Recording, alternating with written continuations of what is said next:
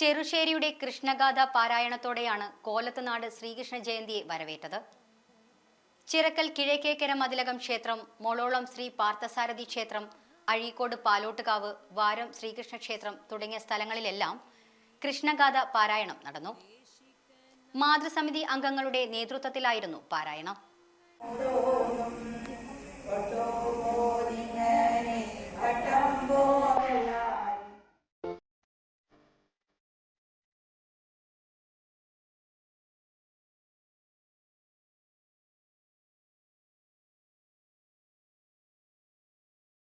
Home appliances, crockery, ചവിട്ടി, mop, താർപ്പായകൾ, ഗൃഹോപകരണങ്ങൾ, school items തുടങ്ങിയവ മിതമായ നിരക്കിലിതാ നിങ്ങൾക്ക് മുന്നിൽ.